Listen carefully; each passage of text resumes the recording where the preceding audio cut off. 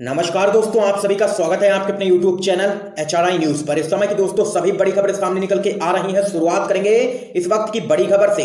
मोदी सरकार के राहत पैकेज पर राहुल गांधी ने घेरा। राहुल गांधी ने की न्याय योजना लागू करने की मांग, कहा मजदूरों को कर्ज नहीं पैसों की है जरूरत। क्या कुछ कहा है राहुल गांधी ने, आगे जानेंगे खबर को विस्तार से। तो वहीं दोस्तों आप लोगों को आगे बताएंगे, अमेरिकी अधिकारी ने भारत में मुस्लिमों के हालात पर जताई है चिंता। इसी प्रकार की दोस्तों तमाम बड़ी खबरें आप लोगों को आगे इसी वीडियो में बताएंगे। लेकिन उससे पहले अगर आप लोग भी जबरदस्त तरीके से गोदी मीडिया का विरोध करते हैं तो अब इस वीडियो को लाइक करके अपना समर्थन जरूर दर्ज करवाइए और लाल कलर के सब्सक्राइब बटन को दबा करके चैनल को सब्सक्राइब करके घंटी जरूर दबाइए दोस्तों।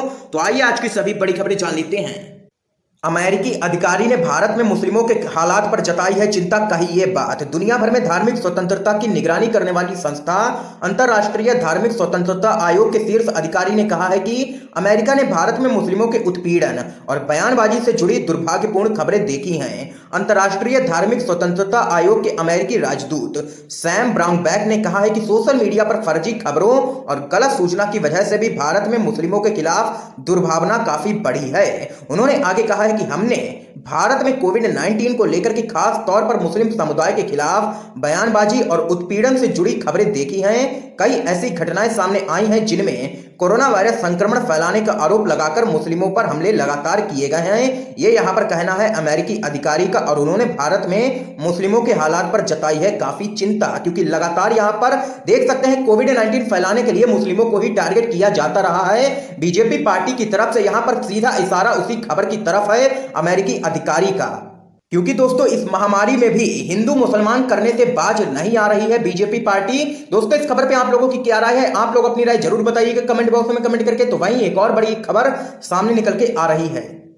20 लाख करोड़ में होते हैं 13 जीरो, कांग्रेस नेता ने किया तंज। तो केंद्रीय मंत्री समेत बीजेपी नेताओं को ट्रोल कर रहे हैं लोग। आप लोगों को दोस्तों बताते चले, कोरोना वायरस के प्रकोप को रोकने के लिए किए गए लॉकडाउन की वजह से देश की अर्थव्यवस्था पूरी तरह से डगमगा गई है। आर्थिक हालात सुधारने के लिए प्रधानमंत्री नरेंद्र मोदी ने 20 लाख करोड़ रुपए के पैकेज का ऐलान किया है।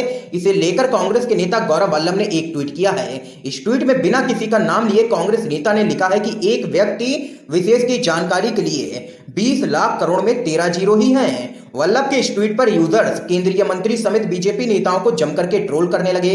वल्लभ के इस ट्वीट पर एक यूजर ने भाजपा प्रवक्ता संबित पात्रा पर निशाना साधा है। यूजर ने पात्रा की एक तस्वीर शेयर की है जिसमें लिखा है कि कहीं ये मेरे से तो नहीं पूछ रहा है। इसके अलावा एक अन्य यूजर ने केंद्रीय मंत्री स्मृति ईरानी का एक बयान शेयर कर उन्हें ट्रोल किया है। यूजर ने टीवी चैनल की एक तस्वीर खींचकर डाली है जिसमें स्मृति ईरानी का बयान लिखा हुआ है कि हमने 80 करोड़ परिवारों तक राशन पहुंचाया है। तो यहां पर दोस्तों देख सकते हैं गौरव वल्लभ ने एक बार फिर से संबित पात्रा का उड़ाया है जमकर के मजाक, और संबित पात्रा और केंद्रीय मंत्री स्मृति ईरानी सोशल मीडिया पर हो गए हैं जमकर के ट्रोल। तो वहीं दोस्तों एक और बड़ी अपडेट सामने निकल के आ रही है, जान लेते हैं।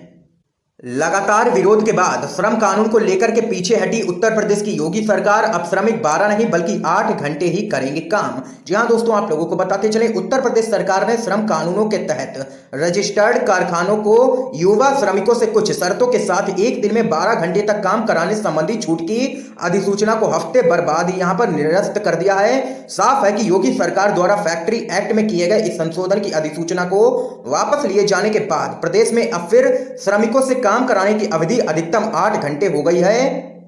तो यहां पर दोस्तों देख सकते हैं चौतरफा घिरने के बाद श्रम कानून को लेकर के झुक गई है उत्तर प्रदेश की योगी सरकार। तो वहीं दोस्तों एक और बड़ी खबर आप लोगों को बताते चलें।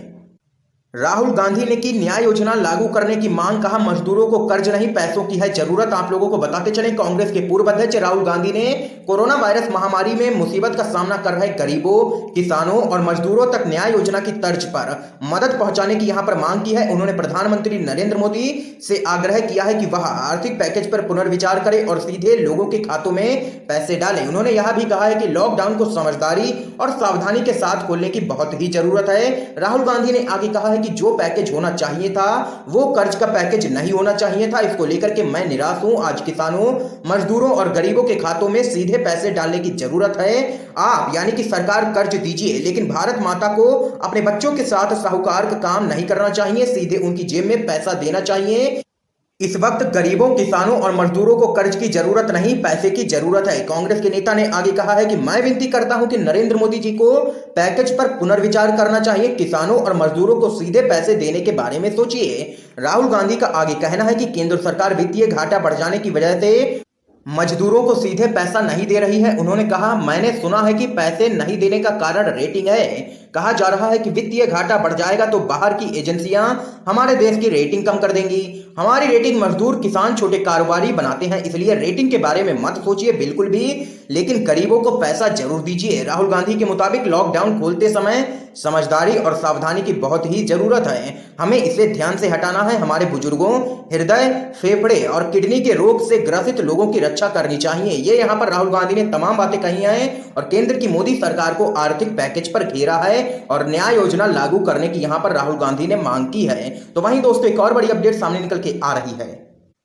औरैया हादसे पर प्रियंका गांधी बोली, क्या सरकार का काम बयानबाजी करना ही रह गया है। आप लोगों को दोस्तों बताते चलें, कांग्रेस महासचिव प्रियंका गांधी वाड्रा ने उत्तर प्रदेश के औरैया जिले में सड़क हादसे में 24 मजदूरों की मौत पर दुख जताया है। उन्होंने शोक प्रकट करते हुए सवाल किया है कि क्या सरकार का काम सिर्फ बयानबाजी करना ही रह गया है।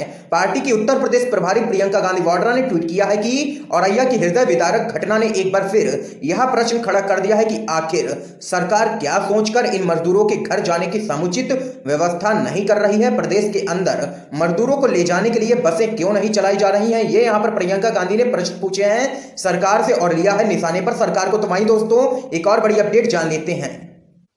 16 मई तक कोरोना केस हो जाएंगे जीरो, नीति आयोग पर प्रशांत किशोर ने किया है हमला। जी हां दोस्तों, आप लोगों को बताते चलें, देश में लगातार कोरोना संक्रमण के मामलों में बढ़ोतरी देखने को मिल रही है। देश में कोविड-19 संक्रमितों की संख्या 86,000 के पार पहुंच चुकी है।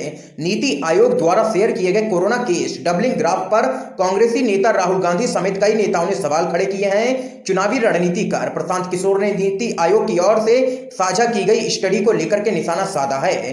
प्रशांत किशोर ने अपने ट्विटर अकाउंट पर एक ग्राफ शेयर करते हुए लिखा है कि 23 अप्रैल को नीति आयोग और उनके अधिकारियों ने दावा किया था कि लॉकडाउन की वजह से कोविड-19 का फैलाव कम हुआ है। यहां तक कि 16 मई तक शून्य मामले की भी भविष्यवाणी की गई थी नीति आयोग की तरफ से, लेकिन राष्ट्र को इस तरह गुमराह करने के लिए जिम्मेदार होने के बावजूद वही अधिकारी कोविड रिस्पांस टीम का नेतृत्व कर रहा है। ये यहां पर प्रशांत किशोर ने जोरदार हमला बोला है नीति आयोग पर। तो वहीं दोस्तों एक और बड़ी अपडेट सामने निकल के आ रही है।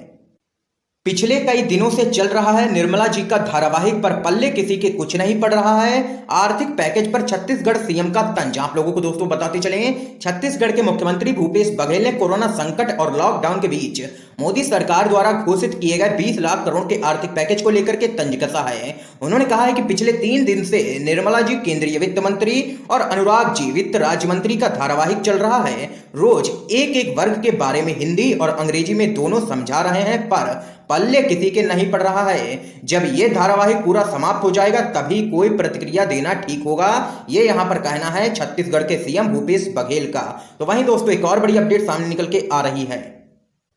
प्रवासी मजदूर संकट पर शशि थरूर बोले, बिना योजना के लागू हुआ है लॉकडाउन, सरकार की लापरवाही पर हर भारतवासी है शर्मिंदा। आप लोगों को दोस्तों बताते चले, कांग्रेस के सांसद शशि थरूर ने बिना योजना के लॉकडाउन लागू करने पर केंद्र सरकार की आलोचना की है। थरूर ने एक वीडियो संदेश में कहा है कि लॉकडाउन के सबसे बुरे नतीजे मजदूर वर्ग को भुगतने पड़ रहे हैं। उन्होंने कहा है कि पैसे की तंगी के बीच सरकार उनके लिए उपयुक्त साधन नहीं जुटा पा रही है। जो ट्रेन चलाई जा रही है उसका किराया मजदूरों के पहुंच से बाहर है। इस परिस्थिति में मजदूर भाइयों की कठिनाइयों को समाप्त करना सरकार की प्रथम प्राथमिकता होनी चाहिए। केंद्र सरकार की लापरवाही से हर भारतवासी शर्मिंदा है। शशि थरूर ने आगे कहा है कि दिल दुखता है जब हम यह देखते हैं कि जिन मजदूर भाइयों और बहनों ने हमारे लिए मकान बनाए और सेवा की, बुरे वक्त में उन्हें महानगरों में न छत मिली और न ही भोजन। बिना योजना के लॉकडाउन का नतीजा सबसे ज्यादा मजदूर वर्ग ही भुगत रहा है। ये यहां पर कहना है शशि थरूर का, और उन्होंने इस पूरे मुद्दे पर केंद्र की मोदी सरकार को लिया है आड़े हाथों। तो वहीं दोस्तों एक और बड़ी अपडेट सामने निकल के